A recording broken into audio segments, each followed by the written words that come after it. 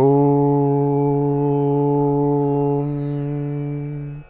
ಶ್ರೀ ಗುರುಭ್ಯೋ ನಮಃ. ಹರಿ ಓಂ. ಗುರುಬ್ರಹ್ಮ ಗುರುವಿಷ್ಣು ಗುರುದೇವೋ ಮಹೇಶ್ವರ ಗುರು ಸಾಕ್ಷಾತ್ ಪರಬ್ರಹ್ಮ ತಸ್ಮೈ ಶ್ರೀ ಗುರುವೇ ನಮಃ. ಗುರವೇ ಸರ್ವಲೋಕಾನಾಂ ಶಜೇ ಭವರೋಗಿಣಾಂ ನಿಧಿಯೇ ಸರ್ವವಿದ್ಯಾನಾಂ ಶ್ರೀ ದಕ್ಷಿಣಾಮೂರ್ತಯೇ ನಮೋ ನಮಃ.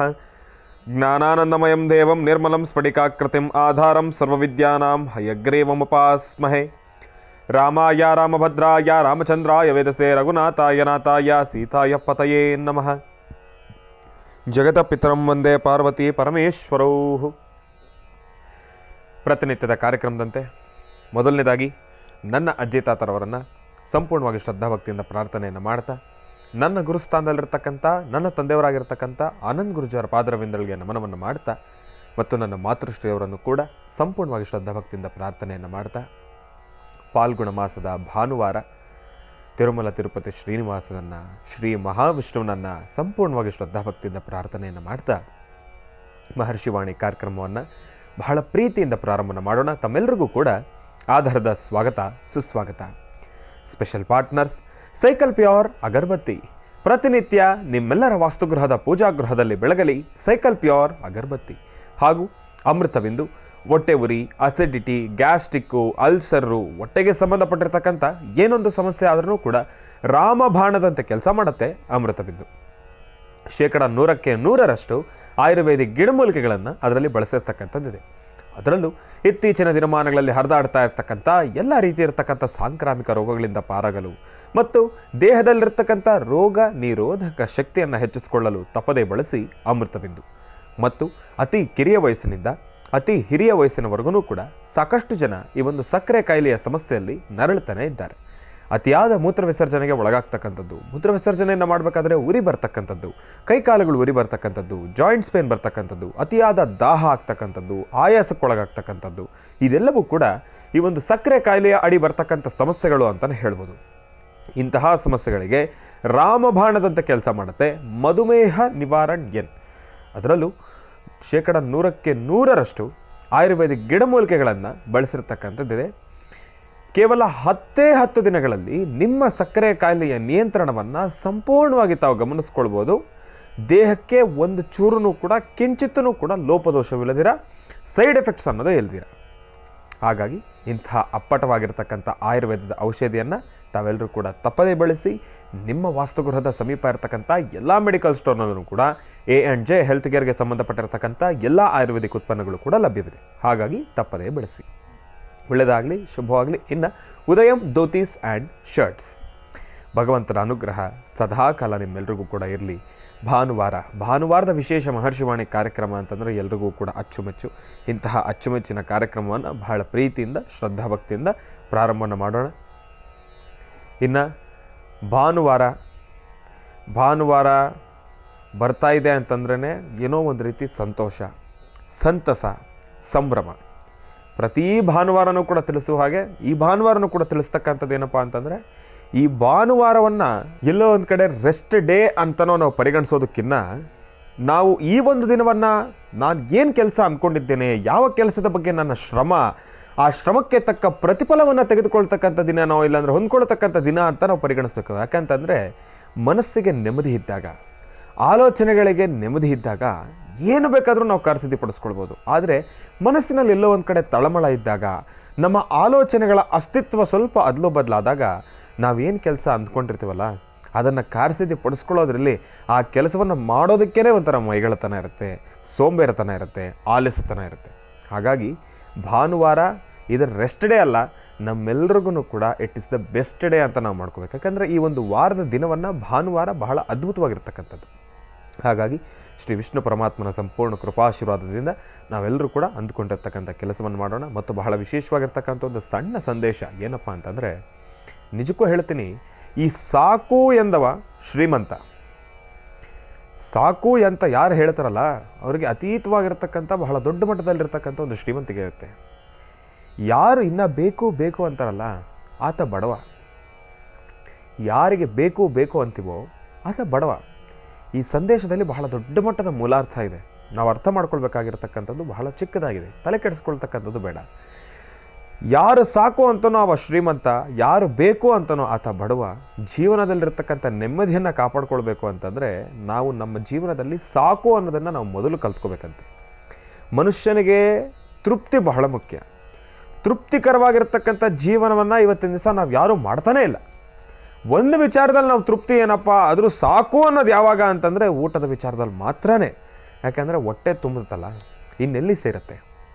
ಅದೊಂದೇ ವಿಚಾರಕ್ಕೆ ನಾವು ಸಾಕು ಅಂತೀವಿ ಹೊರತಾಗಿ ಚಿನ್ನ, ಬೆಳ್ಳಿ, ವಜ್ರ, ವೈಡೂರ್ಯ, ಆಸ್ತಿ, ಅಂತಸ್ತು ಯಾವುದಕ್ಕಾದರೂ ಒಬ್ಬ ಮನುಷ್ಯ ಸಾಕು ಅನ್ನೋನು ಯಾರಾದರೂ ಇರ್ತಾನ, ಅದು ನಿಜಕ್ಕೂ ಎಲ್ಲೋ ಒಂದು ಕಡೆ ಅದು ಅಸಾಧ್ಯ ಅಂತ ಅಂದ್ಕೊಂಡ್ಬಿಡ್ತೀನಿ. ಯಾರು ಇಂಥ ವಿಚಾರದವಾದ್ರೂ ಕೂಡ ಸಾಕು ಅಂತ ಯಾರು ಹೇಳ್ತಾರೋ ಅವರೇ ನಿಜವಾದ ಶ್ರೀಮಂತರು ಅಂತ ನಾನು ಅಂದ್ಕೊಳ್ತೀನಿ. ಯಾರು ಇನ್ನೂ ಬೇಕು ಬೇಕು ಅಂತಾರೋ ಅವರೆಲ್ಲರೂ ಬಡವರೇ ಅಂದ್ಕೊಂಡ್ಬಿಡ್ತೀನಿ. ಹಂಗೆ ನೋಡೋಕ್ಕೆ ಹೋದರೆ ಇವತ್ತಿನ ದಿವಸ ಸೃಷ್ಟಿನಲ್ಲಿ ನಾವೆಲ್ಲರೂ ಬಡವರೇ. ಯಾಕೆ ಅಂತಂದರೆ ಯಾರಿಗೆ ತಾನೇ ತೃಪ್ತಿ ಅನ್ನೋದಿದೆ ಊಟದ ವಿಚಾರದಲ್ಲಿ ಬಿಟ್ಟರೆ. ಮೊದಲು ಸಾತ್ವಿಕವಾಗಿರ್ತಕ್ಕಂಥ ಸಾರ್ಥಕ ಬದುಕನ್ನು ಇರೋದನ್ನು, ಭಗವಂತ ಕೊಟ್ಟಿರೋದನ್ನು, ಆ ಕ್ಷಣ ನಮ್ಮ ಹತ್ರ ಇರೋದನ್ನು ನಾವು ಯಾವಾಗ ಆನಂದಿಸ್ತೀವಿ ಅಂತಂದರೆ ತೃಪ್ತಿ ಇದ್ದಾಗ ಮಾತ್ರ. ತೃಪ್ತಿ ಇಲ್ಲ ಅಂತಂದರೆ ನಾವು ಆನಂದಿಸೋದಕ್ಕಾಗೋದೇ ಇಲ್ಲ. ಅದಕ್ಕೆ ಬಹಳ ವಿಶೇಷವಾಗಿರ್ತಕ್ಕಂಥ ಒಂದು ಅರ್ಥಾರ್ಥವಾಗಿರ್ತಕ್ಕಂಥ ಒಂದು ವಿಡಿಯೋ ಇದೆ. ಏನಪ್ಪ ಅಂತಂದರೆ ನಾನು ಹೀಗೆ ಗಮನಿಸ್ತಿದ್ದೆ, ಬಹಳ ಅದ್ಭುತವಾಗಿ ತೋರಿಸಿದರೆ. ನಡ್ಕೊಂಡು ಹೋಗ್ತಾ ಇರ್ತಕ್ಕಂಥವನು ಪಕ್ಕದಲ್ಲಿ ಯಾರಾದರೂ ಸೈಕಲ್ ತುಳ್ಕೊಂಡು ಹೋಗಬೇಕಾದ್ರೆ ಅದನ್ನು ನೋಡಿ ಅವನ ಮನಸ್ಸಲ್ಲಿ ಅಂದ್ಕೊಳ್ತಾನೆ, ಅಯ್ಯೋ ನನಗೂ ಸೈಕಲ್ ಇದ್ದರೆ ನಾನು ಸೈಕಲ್ ಹೋಗ್ಬೋದಾಗಿತ್ತಲ್ಲ ಅಂತ. ಆದರೆ ಸೈಕಲಲ್ಲಿ ಹೋಗ್ತಾ ಇದ್ದವನು ಪಕ್ಕದಲ್ಲಿ ಯಾರಾದರೂ ಗಾಡಿನಲ್ಲಿ ಹೋಗ್ತಾರ ಅನ್ನೋ ನೋಡಿದ್ರೆ ಸೈಕಲಲ್ಲಿ ಇರೋನು ಮನ್ಸಿಗೆ ನೋವು ಮಾಡ್ಕೊತಾರೆ, ಅಯ್ಯೋ ನನ್ನ ಹತ್ರ ಸೈಕಲ್ ಇದೆಯಾ, ನನ್ನ ಹತ್ರ ಗಾಡಿ ಇಲ್ವೇ ಅಂತ ಹೇಳಿ. ಗಾಡೀಲಿ ಹೋಗ್ತಾ ಇರೋನು ಕಾರಲ್ಲಿ ಹೋಗ್ತಾ ಇರೋನ್ನ ನೋಡಿದ್ರೆ ಅದನ್ನು ನೋಡಿ ಅವ್ನು ಬೇಜಾರು ಮಾಡ್ಕೊತಾನೆ, ಅಯ್ಯೋ ನನ್ನ ಹತ್ರ ಕಾರಿಲ್ವೇ. ಕಾರಲ್ಲಿ ಹೋಗ್ತಾ ಇರೋನು ಎಲ್ಲೋ ಒಂದು ಕಡೆ ಫ್ಲೈಟ್ನ ನೋಡ್ಬಿಟ್ಟು ಅಂದ್ಕೊತಾನೆ, ಅಂದರೆ ಆ ಒಂದು ವಿಮಾನ ನೋಡ್ಬಿಟ್ಟು ಅಂದ್ಕೊತಾನೆ, ಅಯ್ಯೋ ನನ್ನ ಹತ್ರ ವಿಮಾನ ಇಲ್ವೇ ಅಂತ. ಇಲ್ಲಿ ನಾವು ಅರ್ಥ ಮಾಡ್ಕೊಳ್ಬೇಕಾಗಿರೋದನ್ನು ನೋಡಿ, ಒಂದು ವಿಮಾನದಿಂದ ನಡ್ಕೊಂಡು ಹೋಗೋ ಒಬ್ಬ ಮನುಷ್ಯ, ವಿಮಾನ ಇಟ್ಕೊಂಡು ವಿಮಾನದಲ್ಲಿ ಪ್ರಯಾಣ ಮಾಡ್ತಕ್ಕಂಥ ಮನುಷ್ಯನ ಆಲೋಚನೆ, ಒಬ್ಬ ಸಾಧಾರಣವಾಗಿರ್ತಕ್ಕಂಥ ವ್ಯಕ್ತಿ ನಡ್ಕೊಂಡು ಹೋಗ್ತಕ್ಕಂಥವನ ಒಂದು ಆಲೋಚನೆ ಎರಡೂ ಒಂದೇ. ಇಬ್ಬರಿಗೂ ತೃಪ್ತಿ ಇಲ್ಲ, ಇಬ್ಬರಿಗೂ ಮತ್ತಷ್ಟು ಬೇಕು, ಮಗದಷ್ಟು ಬೇಕು, ಮತ್ತೊಂದಷ್ಟು ಬೇಕು ಅನ್ನೋ ಒಂದು ಆಸೆ. ವಿಮಾನದಲ್ಲಿ ಓಡಾಡೋನಿಗೂ ತೃಪ್ತಿ ಇಲ್ಲ. ವಿಮಾನಕ್ಕೂ ಮಿಂಚಿದ್ದು ಇನ್ನೇನಿದೆ? ಮೋಡ್ ಆಫ್ ಟ್ರಾನ್ಸ್ಪೋರ್ಟ್ ಅಂದರೆ ಒಂದು ಓಡಾಡ್ತಕ್ಕಂಥ ವಾಹನದಲ್ಲಿ ಇನ್ನೇನಿದೆ? ಏನೂ ಇಲ್ಲ. ಮತ್ತೊಂದಷ್ಟು ವಿಮಾನಗಳು, ಅದೇ ವಿಮಾನನೇ ಇನ್ನೊಂದು ದೊಡ್ಡ ಸೈಜು, ಅದಕ್ಕಿಂತ ದೊಡ್ಡ ಸೈಜು, ಇಲ್ಲಾಂದರೆ 10 ಲಕ್ಷಾಂತರ ವಿಮಾನಗಳನ್ನ ಪರ್ಚೇಸ್ ಮಾಡ್ಬೇಕನ್ನೋದೊಂದು ಆಸೆ ಇರುತ್ತೆ ಅಷ್ಟೆ. ಹಾಗಾಗಿ ಯಾರು ತೃಪ್ತಿಯನ್ನು, ಆ ಒಂದು ತೃಪ್ತಿಕರವಾಗಿರ್ತಕ್ಕಂಥ ಬದುಕನ್ನು ನಾವು ನಡೆಸ್ಕೊಂಡು ಹೋಗ್ತೀವೋ, ನಿಜವಾಗ್ಲೂ ಹೇಳ್ತೀನಿ, ನಡ್ಕೊಂಡು ಹೋಗ್ತಾ ಇರ್ತಕ್ಕಂಥವ್ರು ಬಹಳ ಸಂತೋಷವಾಗಿ ನಡ್ಕೊಂಡು ಹೋಗ್ತಾನೆ, ಬೇರೊಂದರ ಬಗ್ಗೆ ಆಲೋಚನೆ ಇರೋದಿರ. ಆದರೆ ಒಂದಂತೂ ಹೇಳ್ತೀನಿ, ನಮಗೆ ತೃಪ್ತಿ ಇರಬೇಕೆ ಹೊರತಾಗಿ ನಮ್ಮ ಆಲೋಚನೆಗಳಿಗೆ ನಾವು ಯಾವತ್ತೂ ತೃಪ್ತಿ ಕೊಡಬಾರ್ದು. ಯಾವಾಗ ಆಲೋಚನೆಗಳಲ್ಲಿ ಅಯ್ಯೋ ಸಾಕು ನನಗಿರೋದ್ರಲ್ಲೇ ಸಾಕು ಅಂತ ನಾನು ಬದುಕ್ಬಿಡ್ತೀನೋ, ಮನಸ್ಸಿಗಿರಬೇಕು ಇರೋದನ್ನು ನಾವು ಚೆನ್ನಾಗಿ ನಡ್ಸ್ಕೊಂಡು ಹೋಗ್ಬೇಕು ಅಂತ. ಆದರೆ ಆಲೋಚನೆಗಳಿಗೆ ಬರೋದು, ಆಲೋಚನೆಗಳಿಗೆ ಯಾವಾಗ ನಾನು ಸಾಕು ಅನ್ನಿಸ್ಬಿಡ್ತೀನೋ ನಾನು ಕೂತ್ ಜಾಗದಲ್ಲೇ ಕೂತ್ಕೊಂಡ್ಬಿಡ್ತೀನಿ, ಮೇಲೆದ್ದೇಳೋದಕ್ಕಾಗೋದಿಲ್ಲ. ಆದರೆ ಮನಸ್ಸಿಗೆ ಯಾವಾಗ ನಾನು ಸಾಕು ಅಂತ ಬದುಕ್ತೀನೋ ಆಗ ನಾನು ಮೇಲೆದ್ದು ಮುಂದೆ ಹೋಗ್ತೀನಿ ಹೊರತಾಗಿ ಕೂತ್ ಜಾಗದಲ್ಲೇ ಕೂತ್ಕೊಳ್ಳೋದಿಲ್ಲ. ಈ ಒಂದು ವಿಚಾರ ಎಲ್ಲರೂ ಕೂಡ ಬಹಳ ಈಸಿಯಾಗಿ ಅರ್ಥ ಮಾಡ್ಕೋಬೇಕು. ಆಲೋಚನೆ ಹೇಗಿರಬೇಕು ಅಂತಂದರೆ, ನಾನು ನಡ್ಕೊಂಡು ಹೋಗ್ತಾ ಇದ್ದೀನಿ, ನಾಳಿನ ದಿವಸ ನಾನು ವಿಮಾನದಲ್ಲೂ ನಾನು ಓಡಾಡಲೇಬೇಕು, ವಿಮಾನದಲ್ಲಿ ನಾನು ಓಡಾಡ್ತೀನಿ ಅನ್ನೋ ಒಂದು ಆಲೋಚನೆ ಇರಬೇಕು. ಆದರೆ ಮನಸ್ಸಿಗೆ ಯಾವ ರೀತಿ ತೃಪ್ತಿ ಇರಬೇಕು ಅಂತಂದರೆ, ಭಗವಂತ ಈ ಕ್ಷಣ ಕೊಟ್ಟಿರೋದನ್ನು ನಾನು ನೆಮ್ಮದಿಯಾಗಿ ತೃಪ್ತಿಯಿಂದ ಸ್ವಾಗತಿಸಬೇಕು, ಅದನ್ನು ಅನುಸರಿಸ್ಕೊಂಡು ಹೋಗಬೇಕು ಎಂಬತಕ್ಕಂಥ ಒಂದು ಮನಸ್ಥಿತಿ ಇರಬೇಕು. ಇದು ಎರಡರ ಮಧ್ಯೆ ಇರತಕ್ಕಂಥ ಆಟದಲ್ಲಿ ನಾವು ಆಟವನ್ನು ಆಡ್ತಾ ಹೋದರೆ ನಿಜಕ್ಕೂ ಹೇಳ್ತೀನಿ, ನಾವು ಅಂದುಕೊಂಡಿರ್ತಕ್ಕಂಥ ಕೆಲಸಗಳನ್ನು ಆದಷ್ಟು ಬೇಗ ಕಾರ್ಯಸಿದ್ಧಿಪಡಿಸ್ಕೊಳ್ತೀವಿ. ನೋಡಿ ಎಷ್ಟು ವಿಶೇಷವಾಗಿದೆ ಮನಸ್ಸಿಗೂ ಆಲೋಚನೆಗಳಿಗೂ ಇರತಕ್ಕಂಥ ಒಂದು ವ್ಯತ್ಯಾಸ ಮತ್ತು ಒಂದು ಅರ್ಥಾರ್ಥ ಸಂಬಂಧ. ಇದೆಲ್ಲವನ್ನು ಕೂಡ ಹೇಳ್ತಾ ಹೋದರೆ ನನಗೆ ಭಾನುವಾರದ ಕಾರ್ಯಕ್ರಮದಲ್ಲಿ ಸಿಗೋ 1-2 ನಿಮಿಷನೂ ಕೂಡ ಸಾಕಾಗೋದಿಲ್ಲ. ಇನ್ನು ವಿಚಾರಧಾರೆ ಸಾಕಷ್ಟು ಇದೆ, ಭಗವಂತನ ಪೂಜೆ ಮಾಡೋದಿದೆ, ಮತ್ತು ನಾಳೆ ಹುಣ್ಣಿಮೆನೂ ಕೂಡ ಬಹಳ ವಿಶೇಷವಾಗಿರ್ತಕ್ಕಂಥ ಒಂದು ವಿಚಾರವನ್ನು ತಿಳಿಸಬೇಕಾಗಿದೆ. ನಾಳೆ ಹುಣ್ಣಿಮೆ ಅಂತ ಹೇಳ್ತಾ ಇದ್ದೆ ಅಲ್ವಾ, ಹಾಗಾಗಿ ನಾಳೆಯ ವಿಶೇಷ ಮಹರ್ಷಿವಾಣಿ ಕಾರ್ಯಕ್ರಮವನ್ನು ನಾವು ಯಾರೂ ಮಿಸ್ ಮಾಡ್ಕೊಳ್ತಕ್ಕಂಥದ್ದು ಬೇಡ. ಯಾಕೆ ಅಂತಂದರೆ, ಹುಣ್ಣಿಮೆ ಇರುವ ಪ್ರಯುಕ್ತವಾಗಿ ನಾಳಿನ ಕಾರ್ಯಕ್ರಮದಲ್ಲಿ ಗುರೂಜಿಯವರು ಸಾಕಷ್ಟು ಮಹತ್ವಪೂರ್ಣ ಮಾಹಿತಿಯನ್ನು ತಿಳಿಸ್ಕೊಡೋರಿದ್ದಾರೆ ಮತ್ತು ಬಹಳ ವಿಶೇಷವಾಗಿರ್ತಕ್ಕಂಥ ತಂತ್ರಸಾರವನ್ನು ಕೂಡ ತಿಳಿಸ್ಕೊಡೋರಿದ್ದಾರೆ. ಹಾಗಾಗಿ ನಾಳಿನ ಮಹರ್ಷಿವಾಣಿ ಕಾರ್ಯಕ್ರಮವನ್ನು ನಾವೆಲ್ಲರೂ ಕೂಡ ತಪ್ಪದೇ ವೀಕ್ಷಿಸಬೇಕು. ಯಾಕೆ ಅಂತಂದರೆ ಹುಣ್ಣಿಮೆ, ಈ ಬಾರಿಯ ಹುಣ್ಣಿಮೆನೂ ಕೂಡ ಬಹಳ ಶಕ್ತಿಯುತವಾಗಿರ್ತಕ್ಕಂಥದ್ದು. ಗುರೂಜಿಯವರು ಪ್ರತಿ ಬಾರಿ ತಿಳಿಸ್ತಾ ಇರ್ತಾರೆ, ಏನಪ್ಪ ಅಂತಂದರೆ ಇಂತಹ ಹುಣ್ಣಿಮೆ ಪರ್ವಕಾಲಗಳಲ್ಲಿ ನಾವು ಇಷ್ಟಾರ್ಥಗಳೆಲ್ಲವನ್ನು ಕೂಡ ಕಾರ್ಯಸಿದ್ಧಿಪಡಿಸ್ಕೊಳ್ಬೋದು ಅಂತ ಹೇಳಿ. ಮತ್ತು ತಂತ್ರಸಾರಕ್ಕೆ ಬಹಳ ಶಕ್ತಿಯುತವಾಗಿರ್ತಕ್ಕಂಥ ಸಮಯ, ಬಹಳ ಸೂಕ್ತವಾಗಿರ್ತಕ್ಕಂಥ ಸಮಯ ಅಂತಲೂ ಕೂಡ ಗುರುಜಿಯವರು ಹೇಳ್ತಾ ಇರ್ತಾರೆ. ಅದೇ ರೀತಿ ನಾಳಿನ ಹುಣ್ಣಿಮೆ ವಿಶೇಷ ಮಹರ್ಷಿವಾಣಿ ಕಾರ್ಯಕ್ರಮವನ್ನು ತಾವೆಲ್ಲರೂ ಕೂಡ ತಪ್ಪದೇ ವೀಕ್ಷಿಸಿ. ಯಾಕೆಂದರೆ ಅದ್ಭುತವಾಗಿರ್ತಕ್ಕಂಥ ಒಂದು ತಂತ್ರಸಾರವನ್ನು ಗುರುಜಿಯವರು ತಿಳಿಸ್ಕೊಡೋರಿದ್ದಾರೆ. ಒಳ್ಳೆಯದಾಗಲಿ, ಶುಭವಾಗಲಿ. ಇನ್ನು ಈಗ ಭಗವಂತನಿಗೆ ಬಹಳ ವಿಶೇಷವಾಗಿರ್ತಕ್ಕಂಥ ಪೂಜಾನುಷ್ಠಾನವನ್ನು ಸಲ್ಲಿಸಬೇಕು. ಪೂಜಾನುಷ್ಠಾನವನ್ನು ಸಲ್ಲಿಸಿದಾದ ನಂತರ ಇವತ್ತಿನ ದಿನದ ವಿಶೇಷತೆ, ಪಂಚಾಂಗ ಶ್ರವಣ ಇವೆಲ್ಲವನ್ನು ಕೂಡ ತಿಳ್ಕೊಳ್ಳೋಣ. ಬನ್ನಿ ಪೂಜಾನುಷ್ಠಾನವನ್ನು ಪ್ರಾರಂಭ ಮಾಡೋಣ.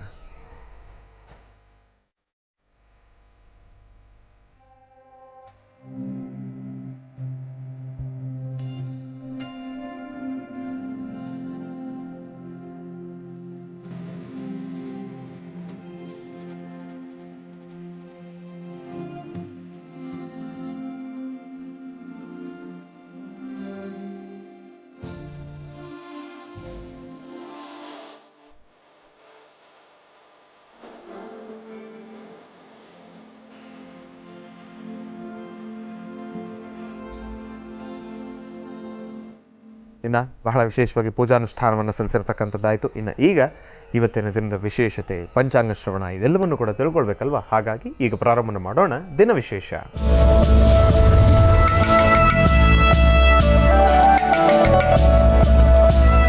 ಓಂ ನಮಃ ಸೂರ್ಯಾಯ ಚಂದ್ರಾಯ ಮಂಗಳಾಯ ಬುಧಾಯ ಚ ಗುರುಶುಕ್ರ ಶನಿಭ್ಯಶ್ಚ ರಾಹವೇ ಕೇತವೇ ನಮಃ. ಓಂ ನಮಃ ಶಿವಾಯ. ಓಂ ನಮಃ ಶಿವಾಯ. ಶ್ರೀ ಶೋಭಕೃತ್ನಾಮ ಸಂವತ್ಸರೆ ಉತ್ತರಾಯಣೆ ಶಿಶಿರ ಋತು ಪಾಲ್ಗುಣಮಾಸ ಶುಕ್ಲ ಪಕ್ಷ 24/3/2024 ಭಾನುವಾರ ಚತುರ್ದಶಿ. ಬಹಳ ವಿಶೇಷವಾಗಿ ಪೂರ್ವ ಪಾಲ್ಗುಣಿ ನಕ್ಷತ್ರ. ಇವತ್ತಿನ ದಿವಸ ಭಾನುವಾರ, ಅದರಲ್ಲೂ ಚತುರ್ದಶಿ, ನಾಳೆ ಹುಣ್ಣಿಮೆ. ಇವತ್ತಿನ ದಿವಸ ಪೂರ್ವ ಫಾಲ್ಗುಣಿ ನಕ್ಷತ್ರದಲ್ಲಿ ಜನಿಸಿರ್ತಕ್ಕಂಥವ್ರು ಯಾರೆಲ್ಲ ಇದ್ದೀರಿ, ಇವತ್ತಿನ ದಿವಸ ಯಾರೆಲ್ಲ ಹುಟ್ಟುಹಬ್ಬವನ್ನು ಆಚರಣೆಯನ್ನು ಮಾಡ್ಕೊಳ್ತಾ ಇದ್ದೀರಿ, ತಮ್ಮೆಲ್ಲರಿಗೂ ಕೂಡ ವಸುಧೈವ ಕುಟುಂಬಕಂ ಜೀ ಕನ್ನಡದ ವತಿಯಿಂದ, ನಮ್ಮೆಲ್ಲರ ಪ್ರೀತಿಯ ಮಹರ್ಷಿವಾಣಿ ಕಾರ್ಯಕ್ರಮದ ವತಿಯಿಂದ, ಮತ್ತು ನಾವೆಲ್ಲರೂ ಕೂಡ ಪ್ರತಿನಿತ್ಯವೂ ಕೂಡ ಆರಾಧಿಸ್ತಕ್ಕಂಥ ನಮ್ಮ ಪ್ರೀತಿಯ ಗುರುಗಳಾಗಿರ್ತಕ್ಕಂಥ ಡಾಕ್ಟರ್ ಮಹರ್ಷಿ ಆನಂದ ಗುರುಜಿಯವರ ಕೃಪಾಶೀರ್ವಾದದಿಂದ ತಮ್ಮೆಲ್ಲರಿಗೂ ಕೂಡ ಹುಟ್ಟುಹಬ್ಬದ ಆರ್ಥಿಕ ಶುಭಾಶಯಗಳನ್ನು ತಮ್ಮೆಲ್ಲರಿಗೂ ಕೂಡ ತಿಳಿಸ್ತಾ ಇದ್ದೇನೆ. ಒಳ್ಳೆಯದಾಗಲಿ, ಶುಭವಾಗಲಿ. ಭಗವಂತನ ಅನುಗ್ರಹದಿಂದ ತಮ್ಮ ಇಷ್ಟಾರ್ಥಗಳೆಲ್ಲವೂ ಕೂಡ ಕಾರ್ಯಸಿದ್ಧಿಯಾಗಲಿ. ಒಳ್ಳೆಯದಾಗಲಿ, ಶುಭವಾಗಲಿ. ಇನ್ನು ಈಗ ಆದಿತ್ಯಾದಿ ನವಗ್ರಹಗಳನ್ನು ಪ್ರಾರ್ಥನೆಯನ್ನು ಮಾಡಿದ್ದಾಯಿತು, ಪಂಚಾಂಗ ಶ್ರವಣ ಆಯಿತು, ರಾಶಿಫಲಗಳನ್ನು ಕೂಡ ತಿಳ್ಕೊಳ್ತಕ್ಕಂಥ ಸಮಯ ಅಲ್ವಾ. ಈಗ ರಾಶಿಫಲಗಳನ್ನು ಪ್ರಾರಂಭ ಮಾಡೋಣ. ರಾಶಿಗಳಲ್ಲಿ ಮೊದಲನೇ ರಾಶಿ ಮೇಷರಾಶಿ. ಮೇಷರಾಶಿ ಮೇಷಲಗ್ನ. ಮೇಷಲಗ್ನದಲ್ಲಿರ್ತಕ್ಕಂಥವ್ರಿಗೆ ಮಾತನಾಡ್ತಕ್ಕಂಥವನ್ನ ಸರಿ ಯಾವ ಉತ್ತರವನ್ನು ಕೊಡುತ್ತೆ ಎಂಬತಕ್ಕಂಥದ್ದನ್ನು ನಾನು ನಿಮಗೆ ತಿಳಿಸ್ಕೊಡ್ತೀನಿ.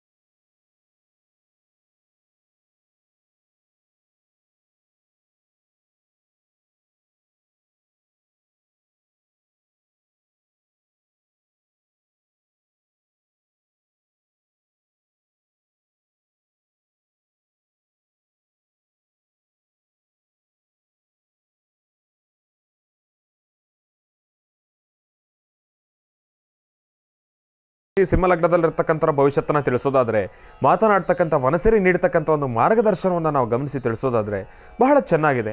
ಯಾವುದೇ ರೀತಿಯ ಆಲೋಚನೆ ಬೇಡ.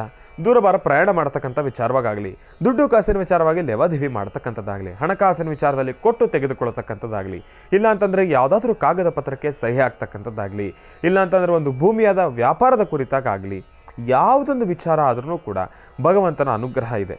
ಯಾಕೆ ಅಂತಂದರೆ ಇವತ್ತಿನ ದಿವಸ ಸಿಂಹರಾಶಿನಲ್ಲಿರ್ತಕ್ಕಂಥವ್ರ ಗ್ರಹಗತಿಗಳು ಕೂಡ ಚೆನ್ನಾಗಿದೆ. ಅದಾದಮೇಲೆ ಸಿಂಹರಾಶಿನಲ್ಲಿರ್ತಕ್ಕಂಥವ್ರು ತಾವು ಒಂದು ಸಣ್ಣದಾಗಿರ್ತಕ್ಕಂಥ ಒಂದು ವಿಚಾರ ಹೇಳ್ತೀನಿ. ಏನಪ್ಪ ಅಂತಂದರೆ ತಂತ್ರಸಾರವನ್ನು ಕೂಡ ನಾನೊಂದು ಚುಟುಕಾಗಿರ್ತಕ್ಕಂಥದ್ದನ್ನು ತಿಳಿಸ್ತೀನಿ. ಯಾಕೆ ಅಂತಂದರೆ ನಾಳೆ ಹುಣ್ಣಿಮೆ, ಚಂದ್ರಗ್ರಹಣ. ಸಿಂಹರಾಶಿನಲ್ಲಿರ್ತಕ್ಕಂಥವ್ರು ಇದೊಂದು ತಂತ್ರಸಾರವನ್ನು ತಾವು ಮಾಡ್ಕೊಳ್ತಕ್ಕಂಥದ್ದು ಬಹಳ ಉತ್ತಮ. ಏನಪ್ಪ ಅಂತಂದರೆ ಸಿಂಹರಾಶಿನಲ್ಲಿರ್ತಕ್ಕಂಥವ್ರು ತಾವು ಒಂದು ವಿಳೆದೆಲೆ ತಗೊಳ್ಳಿ. ಒಂದು ವಿಳೆದೆಲೆಯನ್ನು ತೆಗೆದುಕೊಂಡು ಆ ವಿಳೆದೆಲೆಗೆ ಕೆಂಪು ಗಂಧ ಅಂತಂದರೆ ಒಂದು ರಕ್ತಚಂದನ, ಅದಂತೂ ನಾವು ಹೇಳೋಂಗೆ ಇಲ್ಲ ಬಿಡಿ. ಯಾಕೆಂತ ರಕ್ತಚಂದನ ಎಲ್ಲ ಇವಾಗ ಸಿಗೋವಂಥದ್ದಲ್ಲ. ಒಂದು ವೇಳೆ ಸಿಕ್ಕಿದ್ರೂ ಕೂಡ ಅದನ್ನು ಇಟ್ಕೊಳ್ಳಬಾರ್ದು. ಯಾಕೆಂದರೆ ಆ ರೀತಿ ಇರತಕ್ಕಂಥದ್ದು. ಹಾಗಾಗಿ ಒಂದು ವೇಳೆ ತಾವು ರಕ್ತಚಂದನ ನಿಮ್ಮಲ್ಲಿ ಮೊದಲೇ ಏನಾದರೂ ತಾವು ಎಲ್ಲೋ ಒಂದು ಸ್ವಲ್ಪ ಪೂಜೆಗೋಸ್ಕರ ಇಷ್ಟಾದರೂ ಉಳಿಸ್ಕೊಂಡಿದ್ರೆ ಸಂತೋಷ. ಇಲ್ಲ ಅಂತಂದರೆ ಬೇಡ.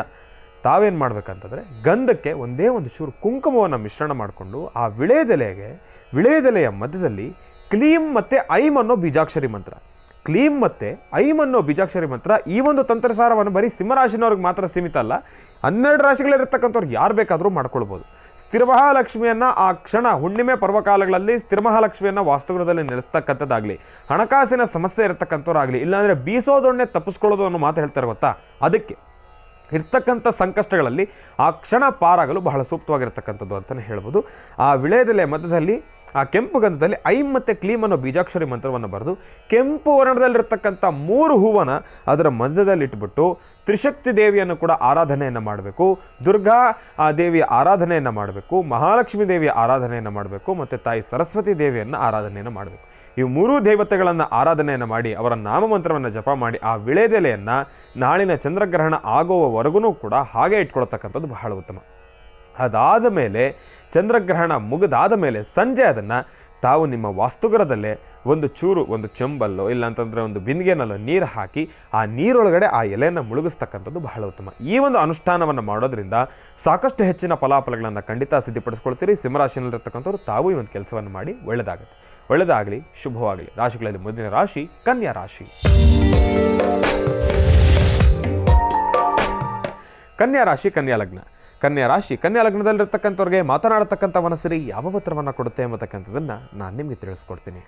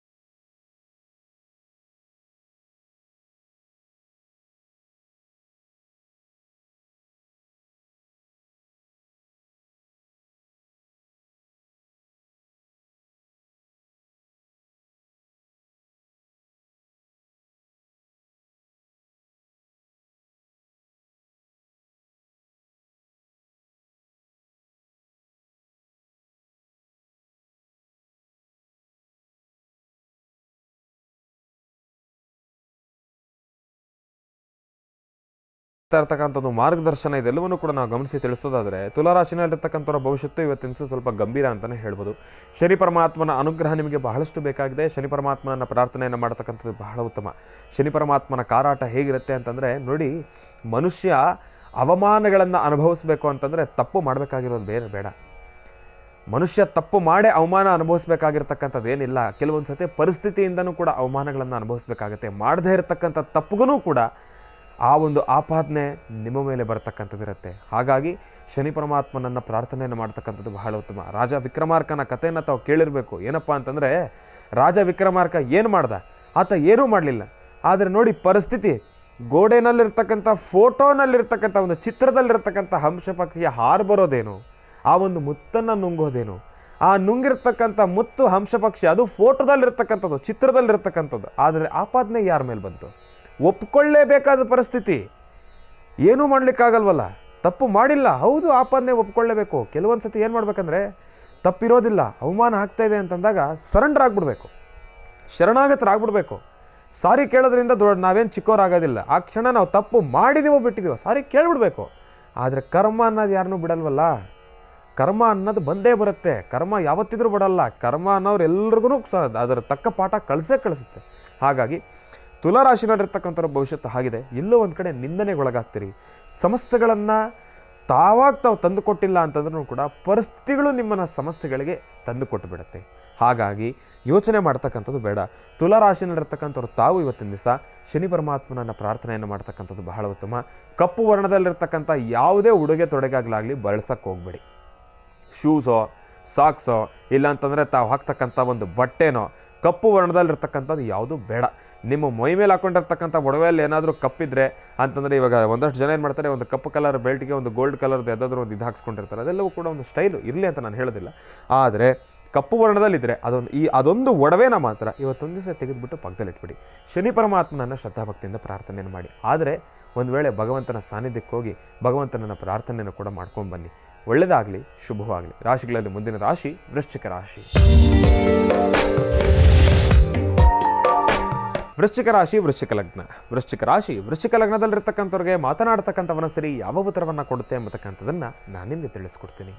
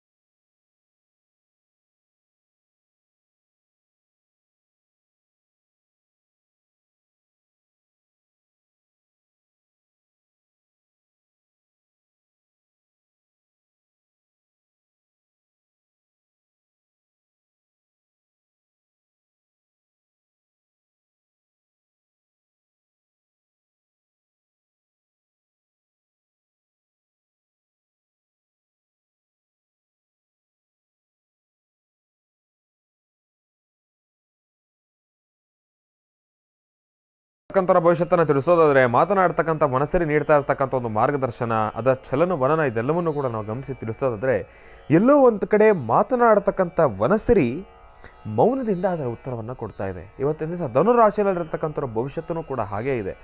ಸಾಕಷ್ಟು ಮೌನದಿಂದ ಇರತಕ್ಕಂಥದ್ದು. ಏನೋ ಪ್ರಪಂಚನೇ ತಲೆ ಮೇಲೆ ಬಿದ್ದವ್ರ ರೀತಿ ಆ ಒಂದು ಭಾವನೆಯಲ್ಲಿ ನರಳುತ್ತಾ ಇರ್ತೀರಿ. ಎಲ್ಲೋ ಒಂದು ಕಡೆ ಮತ್ತೊಂದು ಕಡೆ ಪಶ್ಚಾತ್ತಾಪದ ಬೆಂಕಿಯಲ್ಲಿ ಸುಡ್ತಾ ಇರ್ತೀರಿ. ಏನಪ್ಪ ಅಂತಂದರೆ ನಾನು ಇಂದಿನ ಭಾಗದಲ್ಲಿ ಒಂದು ಮಾತು ಹೇಳಿದೆ. ಏನಪ್ಪ ಅಂತಂದರೆ ಕೆಲವೊಂದು ಸತಿ ಮಾಡದೇ ಇರೋ ತಪ್ಪುಗೂ ಕೂಡ ನೋವು ಅನುಭವಿಸ್ಬೇಕಾಗತ್ತೆ, ಅವಮಾನಗಳನ್ನು ಅನುಭವಿಸ್ಬೇಕಾಗತ್ತೆ ಅಂತ ಹೇಳಿ ಎಲ್ಲೋ ಒಂದು ಕಡೆ ಆ ಒಂದು ವಿಚಾರವಾಗಿ ಅದೇ ಒಂದು ಪಶ್ಚಾತ್ತಾಪದಲ್ಲಿ ತಾವು ಸುಡ್ತಾ ಇದ್ದೀರಿ ಹೊರತಾಗಿ ಅದರಿಂದ ಆಚೆ ಬರೋಕ್ಕಾಗ್ತಾ ಇಲ್ಲ. ಅದರಿಂದ ಆಚೆ ಬರದೆ ಯಾವುದೋ ಒಂದು ವಿಚಾರವನ್ನು ತಾವು ಮನಸ್ಸಲ್ಲಿಟ್ಕೊಂಡು ಕೊರಗ್ತಾ ಕೂತು ಜಾಗದಲ್ಲೇ ಕೂತು ಬಿಟ್ಟಿದ್ದಾರೆ ಹೊರತಾಗಿ ಎದ್ದು ಆಚೆ ಬರಲಿಕ್ಕೆ ಆಗ್ತಾ ಇಲ್ಲ. ಹಾಗಾಗಿ ನೋಡಿ, ಮನುಷ್ಯ ಅಂತಂದ ಮೇಲೆ ತಪ್ಪು, ಒಪ್ಪು, ಕ್ಷಮೆ, ಸಮರ್ಥಿಸ್ಕೊಳ್ಳೋದು, ಮುಂದಕ್ಕೆ ನಡ್ಕೊಂಡು ಹೋಗೋದು ಇದೆಲ್ಲವೂ ಕೂಡ ಸಹಜನೇ. ಮನುಷ್ಯನಲ್ಲಿ ಇದೆಲ್ಲವೂ ಕೂಡ ಇರಲೇಬೇಕು. ಆಗಲೇ ಜೀವನ ಸ್ವಾರಸ್ಯಕರವಾಗಿರ್ತಕ್ಕಂಥದ್ದು. ಸೊ ಏನಪ್ಪ ಅಂತಂದರೆ ಮನುಷ್ಯನಿಗೆ ಸಮಸ್ಯೆಗಳೇ ಬಂದಿಲ್ಲ ಅಂತಂದರೆ, ಇಂತಹ ಸಮಸ್ಯೆಗಳನ್ನು ನಾವು ನೋಡಿಲ್ಲ ಅಂತಂದರೆ ನಮಗೆ ಅನುಭವ ಆಗೋದಿಲ್ಲ. ಆಮೇಲೆ ಇವತ್ತು ಒಂದು ವಿಚಾರ ನಾನು ಹೇಳ್ತೀನಿ. ಯಾರಾದರೂ ಇಂತಹ ಸಮಸ್ಯೆಗಳಲ್ಲಿ ಇಂತಹ ವಿಚಾರಗಳನ್ನು ಮನಸ್ಸಲ್ಲಿಟ್ಕೊಂಡಿದ್ರೆ ಇದನ್ನು ತಾವು ಅರ್ಥ ಮಾಡ್ಕೊಳ್ಬೇಕೇನಪ್ಪ ಅಂತಂದರೆ, ನನಗೆ ಹಿಂಗೆ ಆಗೋಯ್ತಲ್ಲ, ನಾನು ಮಾಡದೇ ಇರೋ ತಪ್ಪುಗೂ ನಾನು ಪಶ್ಚಾತ್ತಾಪ ಪಡ್ತಾ ಇದ್ದೀನಲ್ಲ ಅನ್ನೋ ರೀತಿ ತಾವು ಆಲೋಚನೆಯನ್ನು ಮಾಡೋದಕ್ಕಿಂತ ಈ ರೀತಿ ತಾವು ಆಲೋಚನೆಯನ್ನು ಮಾಡಬೇಕು. ಏನಪ್ಪ ಅಂದರೆ ಇದೊಂದು ನಿಮಗೊಂದು ಎಕ್ಸ್ಪೀರಿಯನ್ಸು, ಅನುಭವ. ನೋಡು, ಕೆಲವೊಂದು ಸತಿ ನಾನು ತಪ್ಪು ಮಾಡಿಲ್ಲ ಅಂತಂದ್ರೂ ಪಶ್ಚಾತ್ತಾಪ ಪಡಬೇಕಾದ ಪರಿಸ್ಥಿತಿ ಬರುತ್ತೆ. ಇಂತಹ ಪರಿಸ್ಥಿತಿಗಳು ನಾಳೆ ದಿವಸ ಮತ್ತೊಂದು ಸತಿ ಬರ್ಬೋದು. ಅದಕ್ಕೆ ನಾನು ಈಗಲಿಂದ ಎಚ್ಚೆತ್ಕೊಬೇಕು, ಮುಂದೇನು ಮಾಡಬೇಕು ಅನ್ನೋದ್ರ ಬಗ್ಗೆ ಒಂದು ಆಲೋಚನೆಯೇ ಮಾಡಬೇಕು ಹೊರತಾಗಿ ಇವತ್ತಿನ ದಿವಸ ಧನುರಾಶಿನಲ್ಲಿರತಕ್ಕಂಥವ್ರು ಕೂಜಾಗದಲ್ಲೇ ಕೂತಿದ್ದೆ ಬಿಟ್ಟಾಕಿ ತಲೆಯಿಂದ ತೆಗೆದಾಕಿ ಮುಂದೇನು ಮಾಡಬೇಕು ಅನ್ನೋದ್ರ ಬಗ್ಗೆ ಆಲೋಚನೆಯನ್ನು ಮಾಡಿ. ಅದೊಂದರಿಂದ ನಿಮ್ಮ ಕೆಲಸ ಕಾರ್ಯಗಳೆಲ್ಲವೂ ಕೂಡ ಕುಂಠಿತವಾಗ್ತಕ್ಕಂಥದ್ದು ಇರುತ್ತೆ. ದೂರಭಾರ ಪ್ರಯಾಣ ಆಗಲಿ, ದುಡ್ಡು ಕಾಸಿನ ವಿಚಾರವಾಗಿ ಲೇವಾದೇವಿ ಆಗಲಿ, ಇಲ್ಲ ಅಂತಂದರೆ ಹಣಕಾಸಿನ ಸಮಸ್ಯೆಗಳನ್ನು ತಾವೇ ಜಾಸ್ತಿ ಮಾಡ್ಕೊಳ್ತಕ್ಕಂಥದ್ದಾಗಲಿ, ಆಸಕ್ತಿ ತೋರಿದಿರೋ ಕೆಲಸ ಕಾರ್ಯಸಿದ್ಧಿ ಆಗುವಂಥದ್ದನ್ನು ಕೈಬಿಟ್ಟು ಹೋಗ್ತಕ್ಕಂಥದ್ದಾಗಲಿ, ಇದೆಲ್ಲವೂ ಕೂಡ ಎದುರಾಗುತ್ತೆ. ಹಾಗಾಗಿ ಸಮಸ್ಯೆಗಳು ಆಯಿತು, ಕಳೆದೋಗಿರ್ತಕ್ಕಂಥದ್ದು ಹೋಯಿತು, ಮುಗಿದೋಗಿರ್ತಕ್ಕಂಥದ್ದು ಹೋಯಿತು. ನಾನು ಮೊನ್ನೆ ಕಾರ್ಯಕ್ರಮದಲ್ಲೂ ಕೂಡ ಹೇಳ್ತಿದ್ದೆ, ಶ್ರೀಕೃಷ್ಣ ಪರಮಾತ್ಮ ಒಂದು ಅದ್ಭುತವಾಗಿರ್ತಕ್ಕಂಥ ಒಂದು ವಿಚಾರ ನಮಗೆ ತಿಳಿಸ್ಕೊಟ್ಟಿದ್ದಾರೆ. ಏನಪ್ಪ ಅಂತಂದರೆ ಈ ಸಮಯ ಮತ್ತೆ ಬರುವಂಥದ್ದಲ್ಲ, ಸಮಯ ಕಳೆದೋಯ್ತು, ಈ ಸಮಯ ಹೀಗೆ ಇರೋದಿಲ್ಲ. ನೋಡಿ, ಸತ್ಯ ಅನ್ನೋದಕ್ಕೆ ನನ್ನ ಪಕ್ಕದಲ್ಲಿರ್ತಕ್ಕಂಥ ರಾಮರ ವಿಗ್ರಹದಿಂದ ಬಲಭಾಗದಿಂದ ಒಂದು ಹೂವು ಬಿತ್ತು. ಈ ಮಾತಲ್ಲಿ ಎಷ್ಟು ಸತ್ಯ ಇದೆ ಅನ್ನೋದಕ್ಕೆ. ಈ ಸಮಯ ಹೀಗೆ ಇರೋದಿಲ್ಲ. ಯಾಕೆ ತಲೆ ಕೆಡಿಸ್ಕೋತೀರಾ? ಧನುರಾಶಿನಲ್ಲಿರ್ತಕ್ಕಂಥವ್ರು ಭಗವಂತ ರಾಮರ ಅನುಗ್ರಹ ನಿಮಗಿದೆ. ಇನ್ಯಾಕೆ ಆಲೋಚನೆ? ಪಶ್ಚಾತ್ತಾಪದ ಬೆಂಕಿಯಿಂದ ಸುಡೋದಲ್ಲ, ಆಚೆ ಬಂದ್ಬಿಡಿ. ಅದು ಯಾವ ಲೆಕ್ಕ? ಆಯಿತು ಹೋಯಿತು, ನಿಮಗೊಂದು ಎಕ್ಸ್ಪೀರಿಯನ್ಸು, ಅನುಭವ. ತಲೆ ಕೆಡಿಸ್ಕೊಳಕ್ಕೆ ಹೋಗ್ಬಿಡಿ. ಧನುರಾಶಿನಲ್ಲಿರ್ತಕ್ಕಂಥವ್ರು ನಿಮ್ಮ ಭವಿಷ್ಯತ್ತು ಚೆನ್ನಾಗಿದೆ, ಭಗವಂತನ ಅನುಗ್ರಹ ನಿಮಗಿದೆ. ಶ್ರಮಪಟ್ಟು ಆಸಕ್ತಿಯುಕ್ತರಾಗಿ ತಾವು ಕೆಲಸ ಮಾಡಿ, ಎಲ್ಲವೂ ಕೂಡ ಒಳ್ಳೆಯದಾಗುತ್ತೆ. ಒಳ್ಳೆಯದಾಗಲಿ, ಶುಭವಾಗಲಿ. ರಾಶಿಗಳಲ್ಲಿ ಮುಂದಿನ ರಾಶಿ ಮಕರ ರಾಶಿ. ಮಕರ ರಾಶಿ ಮಕರ ಲಗ್ನ. ಮಕರ ರಾಶಿ ಮಕರ ಲಗ್ನದಲ್ಲಿರ್ತಕ್ಕಂಥವ್ರಿಗೆ ಮಾತನಾಡ್ತಕ್ಕಂಥ ಮನಸ್ಸಿರಿ ಯಾವ ಉತ್ತರವನ್ನು ಕೊಡುತ್ತೆ ಎಂಬತಕ್ಕಂಥದ್ದನ್ನು ನಾನು ನಿಮಗೆ ತಿಳಿಸ್ಕೊಡ್ತೀನಿ.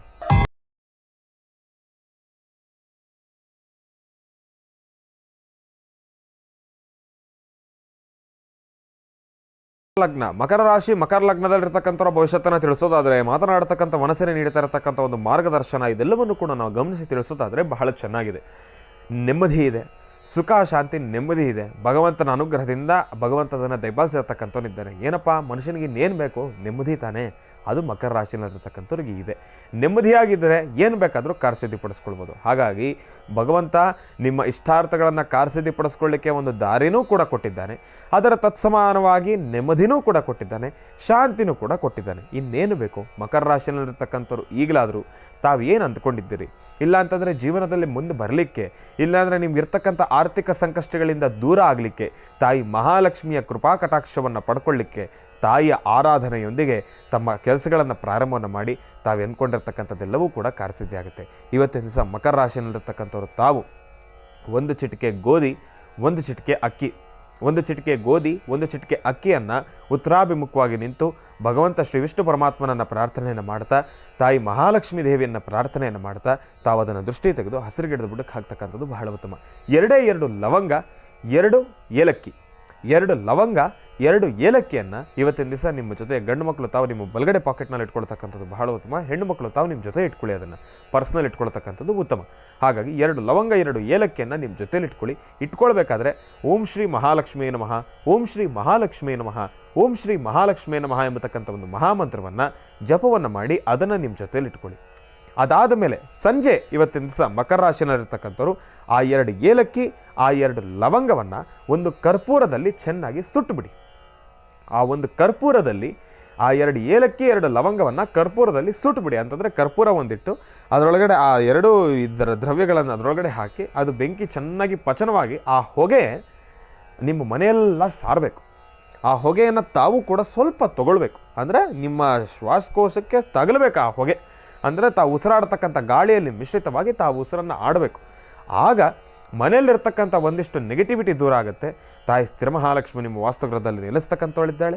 ತಾಯಿಯ ಅನುಗ್ರಹ ಸದಾಕಾಲ ಮಕರ ರಾಶಿಯಲ್ಲಿರ್ತಕ್ಕಂಥವ್ರಿಗಿದೆ. ಯೋಚನೆ ಮಾಡಬೇಡಿ, ಇವತ್ತಿನ ದಿವಸ ತಾವು ಅಂದುಕೊಂಡಿರ್ತಕ್ಕಂಥ ಎಲ್ಲ ಕೆಲಸವನ್ನು ಕೂಡ ಕಾರ್ಯಸಿದ್ಧಿಪಡಿಸ್ಕೊಳ್ತೀರಿ. ಹಣಕಾಸಿನ ಸಮಸ್ಯೆಯಿಂದ ದೂರ ಆಗ್ತೀರಿ. ಕೊಡಬೇಕಾಗಿರ್ತಕ್ಕಂಥವ್ರು ಕೊಡ್ತಾರೆ, ಇಲ್ಲಾಂದರೆ ತಾವು ಯಾರಿಗಾದರೂ ಕೊಡಬೇಕಾದ್ರೂ ಕೂಡ ಒಂದು ಅನುಕೂಲ ಆಗುತ್ತೆ. ಮನಸ್ಸನ್ನು ಗೆಲ್ತಕ್ಕಂಥವ್ರು ಇರ್ತೀರಿ. ಅದರ ಜೊತೆಗೆ ಮಕರ ರಾಶಿನಲ್ಲಿರ್ತಕ್ಕಂಥವ್ರು ಇವತ್ತೊಂದು ಸಿಹಿ ಸುದ್ದಿಯನ್ನು ಕೂಡ ಕೇಳ್ತಕ್ಕಂಥವ್ರು ಇದ್ದೀರಿ. ಇವತ್ತು ಸಂಜೆ ಸರಿಸುಮಾರು ಒಂದು 4:15 ಮೇಲೆ ಒಂದು 6:30 ಒಳಗೆ ಒಂದು ಒಳ್ಳೆಯ ಸಿಹಿ ಸುದ್ದಿಯನ್ನು ಕೇಳ್ತಕ್ಕಂಥವ್ರು ಇದ್ದೀರಿ. ಯೋಚನೆ ಮಾಡಬೇಡಿ, ಸಿಹಿ ಯಾವ ರೂಪದಲ್ಲಾದರೂ ಬರ್ಬೋದು. ಮೋಸ್ಟ್ಲಿ ಭಗವಂತನ ಒಂದು ಮೂರ್ತಿನ ಬರ್ಬೋದು, ಇಲ್ಲಾಂತಂದರೆ ಯಾವುದೋ ಒಂದು ರೂಪದಲ್ಲಿ ನಿಮಗೊಂದು ಸಿಹಿ ಸುದ್ದಿ ಬಂದು ತಲುಪುತ್ತೆ. ಯಾಕೆ ಯೋಚನೆ ಮಾಡ್ತೀರಿ? ಹೆಂಗಿದ್ರೂ ಅದು ಸಿಹಿನೇ. ನಾವು ಅದೇ ರೀತಿ ಸ್ವಾಗತಿಸಬೇಕು. ಒಳ್ಳೆಯದಾಗಲಿ, ಶುಭವಾಗಲಿ. ರಾಶಿಗಳಲ್ಲಿ ಮುಂದಿನ ರಾಶಿ ಕುಂಭರಾಶಿ. ಕುಂಭರಾಶಿ ಕುಂಭಲಗ್ನ. ಕುಂಭಲಗ್ನದಲ್ಲಿರ್ತಕ್ಕಂಥವ್ರಿಗೆ ಮಾತನಾಡತಕ್ಕಂಥವನ್ನ ಸರಿ ಯಾವ ಉತ್ತರವನ್ನು ಕೊಡುತ್ತೆ ಎಂಬತಕ್ಕಂಥದ್ದನ್ನು ನಾನು ನಿಮಗೆ ತಿಳಿಸ್ಕೊಡ್ತೀನಿ.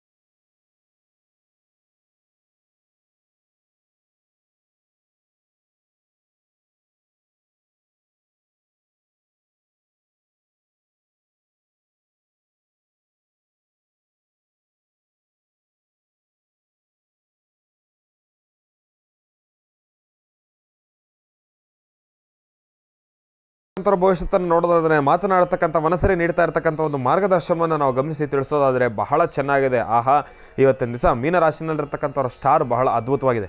ತಲೆ ಕೆಡಿಸ್ಕೊಳ್ತಕ್ಕಂಥದ್ದು ಬೇಡ. ಅಂದುಕೊಂಡಿರ್ತಕ್ಕಂಥ ಕೆಲಸವನ್ನು ಕಾರ್ಯಸಿದ್ಧಿಪಡಿಸ್ಕೊಳ್ತೀರಿ ನಿಸ್ಸಂದೇಹವಾಗಿ. ಇವತ್ತಿನ ದಿವಸ ತಾವು ಮಾಡಬೇಕಾಗಿರ್ತಕ್ಕಂಥದ್ದು ಮನೆಯಲ್ಲಿ ನಿಮ್ಮ ತಂದೆ ತಾಯಿಯ ಪಾದರವಿಂದಗಳಿಗೆ ನಮಸ್ಕರಿಸ್ತಕ್ಕಂಥದ್ದು ಬಹಳ ಉತ್ತಮ. ತಂದೆ ತಾಯಿಯ ಒಂದು ಅನುಗ್ರಹ, ಅವರ ಆಶೀರ್ವಾದ ನಿಮಗಿದ್ದರೆ ಮೀನರಾಶಿನಲ್ಲಿರ್ತಕ್ಕಂಥವ್ರು ಅಸಾಧ್ಯವಾದ್ದನ್ನು ಕೂಡ ಸಾಧನೆ ಪಡಿಸ್ಕೊಳ್ತೀರಿ.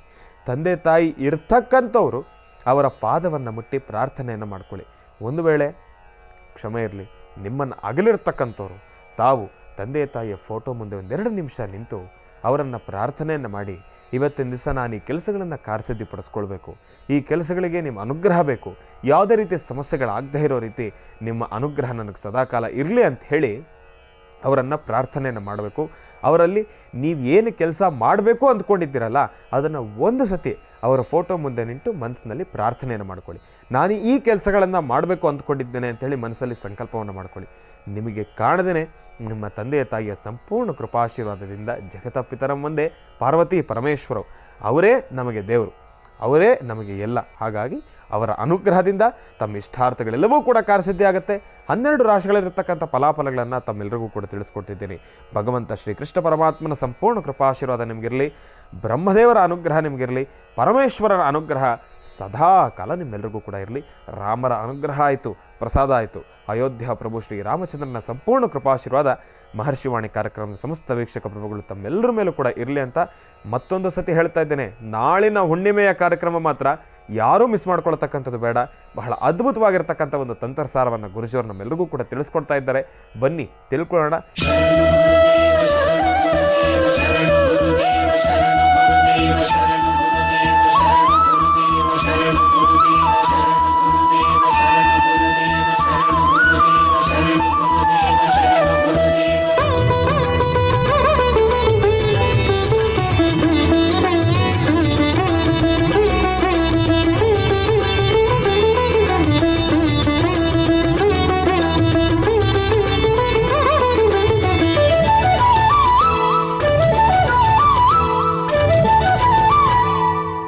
ಸ್ವರದಲ್ಲಿ ಸಂಕಷ್ಟ ತಿಳಿದು, ನೋಟದಲ್ಲಿ ನೋವುಗಳ ಅಳೆದು, ಶುಭ ತರುವ ಆನಂದ ಗುರುವೇ, ಶ್ರೀಚರಣಕ್ಕೆ ಶಿರವ ಮಣಿವೆ, ಹಸ್ತದಲ್ಲಿ ಭವಿಷ್ಯ ನುಡಿದ, ವನಸಿರಿಯ ಸೌಭಾಗ್ಯ ಸುರಿದ, ಬ್ರಹ್ಮರ್ಷಿ ಆನಂದ ಸಿದ್ಧಪೀಠದ ಶ್ರೀ ಗುರುವೇನ ಶಿರವ ಮಣಿವೆ. ಶರಣೋ ಗುರುದೇವ, ಶರಣೋ ಗುರುದೇವ, ಶರಣೋ ಗುರುದೇವ, ಶರಣೋ ಗುರುದೇವ.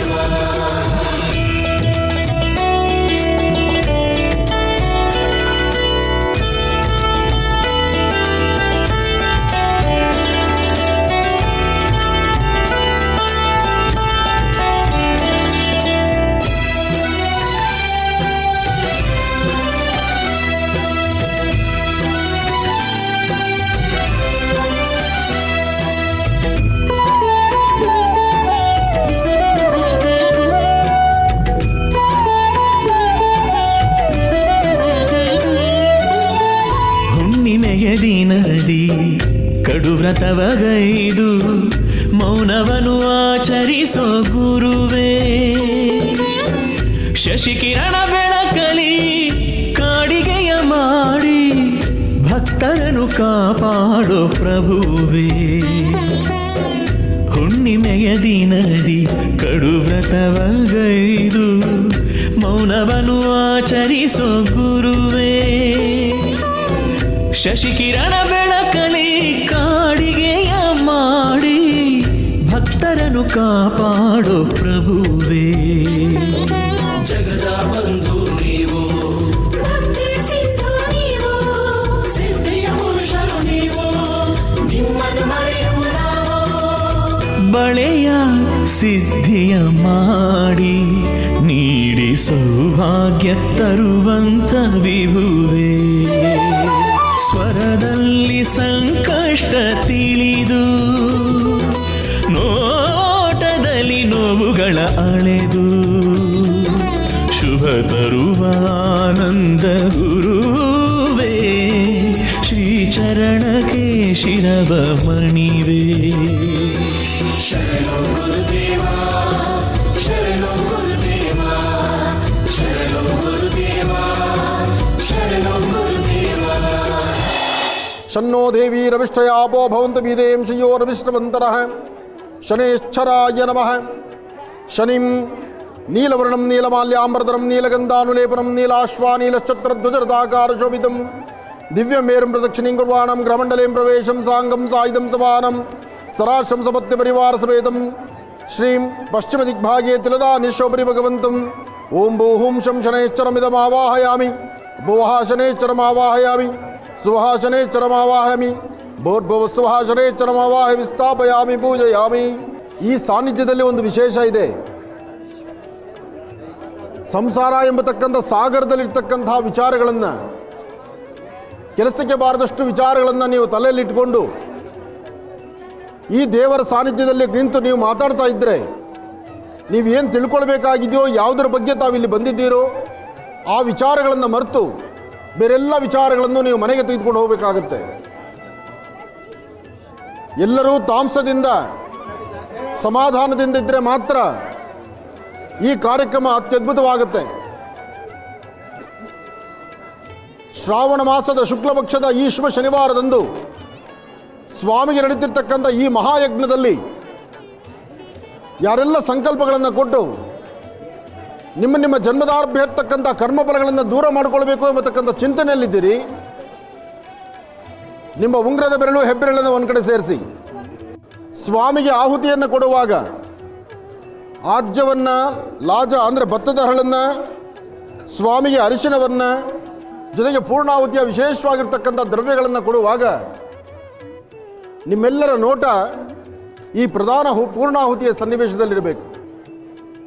ತಾವು ಅದೇ ಪ್ರಕಾರ ಶ್ರದ್ಧೆಯಿಂದ ಭಕ್ತಿಯಿಂದ ನಾನು ಹೇಳುವಂಥ ಮಂತ್ರವನ್ನು ಆಲಿಸಬೇಕು, ಆ ಮಂತ್ರವನ್ನು ತಾವು ಉಚ್ಚರಿಸಬೇಕು.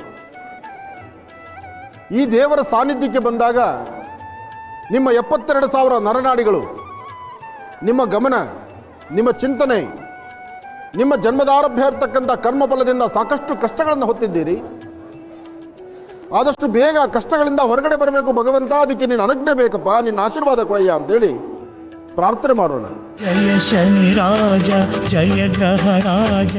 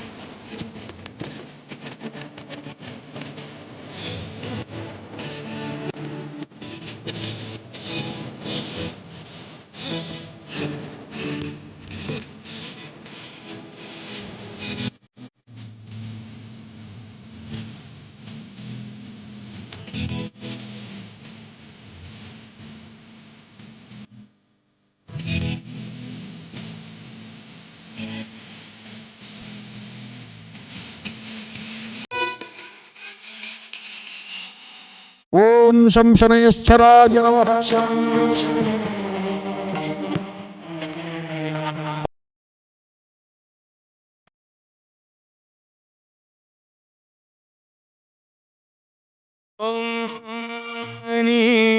ಶರಾಯ ನಮಃ.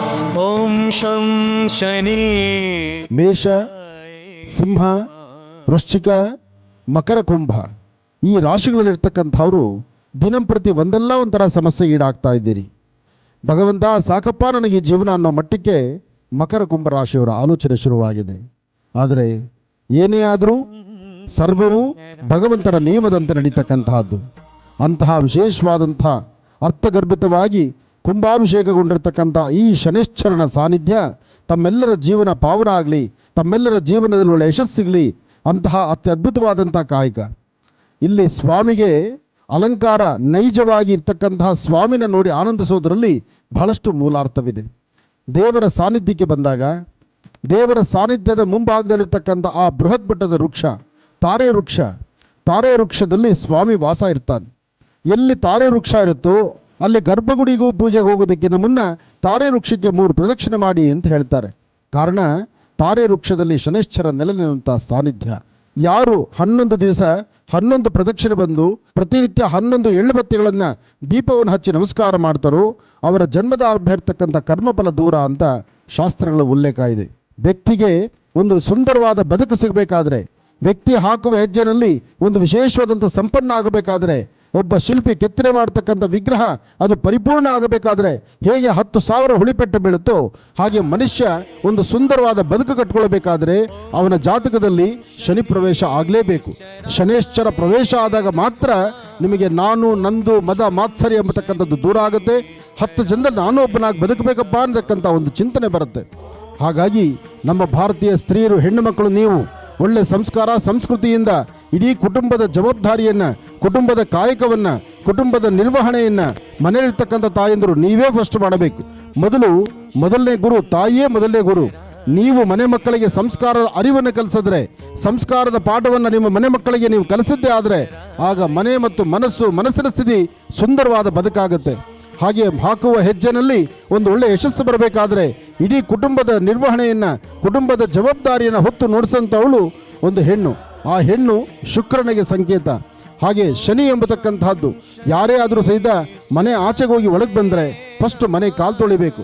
ಕಾಲು ತೊಳೆದು ಒಳಗೆ ಬರತಕ್ಕಂಥ ಪದ್ಧತಿಯನ್ನು ಇಟ್ಕೊಳ್ಳಿ. ಅದರಲ್ಲೂ ಹಿಮ್ಮಡಿ ಕಾಲನ್ನೇನಾದ್ರು ತೊಳಿದಿರ ಬಂದರೆ ಕಾಲು ತೊಳಿಬೇಕು ಅಂತ ಹೇಳಿ ಒಂದು ಚೊಂಬು ನೀರು ಮುಂದ್ಗಡೆ ಹಾಕ್ಕೊಂಡು ಹಾಗೆ ಬಂದರೆ, ಹಾಗೆ ನಿಮ್ಮ ಉಡುಗೆ ತೊಡುಗೆಗಳು, ನೀವು ಉಡುವಂಥ ಬಟ್ಟೆ, ನಿಮ್ಮ ಕಾಲು ಕೆಳಗೆ ಹೋಗಿ ನಿಮ್ಮ ಪಾದದಡಿ ನೀವು ತುಳಿದ್ರೆ ಅಲ್ಲಿ ಶನಿ ಪ್ರತಿ ಕ್ಷಣ ನಿಮ್ಮ ನೋಡೋಕೆ ಶುರು ಮಾಡ್ತಾನೆ. ಅದಕ್ಕೋಸ್ಕರ ಯಾವತ್ತೂ ನಿಮ್ಮ ಪಾದಕ್ಕೆ ನಿಮ್ಮ ಬಟ್ಟೆ ತಗಲಬಾರ್ದು. ಹೊರಗೋಗಿ ಬಂದರೆ ಸಂಪೂರ್ಣ ಕಾಲು ತೊಳಿಬೇಕು. ಕಾಲು ತೊಳೆಯೋದು ಹಿಮ್ಮಡಿ ಸಹಿತ ತೊಳಿಬೇಕು. ಹಾಗೆ ಯಾವತ್ತೂ ಸಹಿತ ಮನೆಯಿಂದ ಆಚೆ ಹೊರಡುವಾಗ, ಮನೆಯಿಂದ ಹೊರಡುವಂಥ ಪ್ರತಿಯೊಬ್ಬ ವ್ಯಕ್ತಿಯು, ಪ್ರತಿಯೊಬ್ಬ ತಾಯಂದರೂ ಸಹಿತ ಹಸನ್ಮುಖಿಯಾಗಿ ನಗನಗ್ತಾ ಹೊರಡಬೇಕು. ಸಮಸ್ಯೆ ನೂರಿರಲಿ, ಬೆಟ್ಟದಷ್ಟು ಕಷ್ಟ ಬರಲಿ, ಕಷ್ಟ ಏನೇ ಬಂದರೂ ಯಾವುದೂ ಜೀವನ ಪರ್ಯಂತ ಅಲ್ಲ. ಕಷ್ಟ ಇರ್ತಕ್ಕಂಥದ್ದು ಹಗಲು ರಾತ್ರಿ ಆಟಗಳಿದ್ದ ಹಾಗೆ. ಅದಕ್ಕೋಸ್ಕರ ಹಗಲಾದ್ಮೇಲೆ ರಾತ್ರಿ ಆಗಲೇಬೇಕು, ರಾತ್ರಿ ಆದಮೇಲೆ ಹಗಲಾಗಲೇಬೇಕು. ಯಾವುದೂ ತಪ್ಪಿದ್ದಲ್ಲ.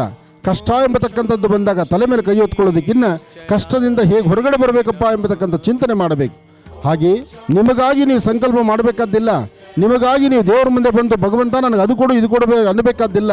ಕೊಡೋದು ಬಿಡೋದು, ಬೇಕು ಬೇಡ, ನೀವು ತಾಯಿ ಗರ್ಭದಿಂದ ಹೊರಬರಬೇಕಾದ್ರೆ ನಿಮ್ಮ ಅಕೌಂಟಲ್ಲಿ ಇಷ್ಟು ಅಂತ ಬಂದು ಬಿದ್ದಿರುತ್ತೆ. ಆ ಇದ್ದಂಥ ಅಕೌಂಟಲ್ಲಿ ಏನು ದುಡ್ಡಿದೆ ಅದರಲ್ಲೇ ನೀವು ಸಾಮ್ರಾಜ್ಯ ಮಾಡಲಿಕ್ಕೆ ಆಗುವಂಥದ್ದು. ಇವತ್ತು ಮಾಡುವ ಫಲ ನಿಮಗೆ ಲಾಭ ಅಲ್ಲ, ಆದರೆ ಇವತ್ತು ಮಾಡಿಟ್ಕೊಳ್ಳುವಂಥ ಈ ಮೂಟೆ ಏನಿದೆ ಅದು ಮುಂದೆ ನೀವು ಹೊರಬೇಕಾಗತ್ತೆ.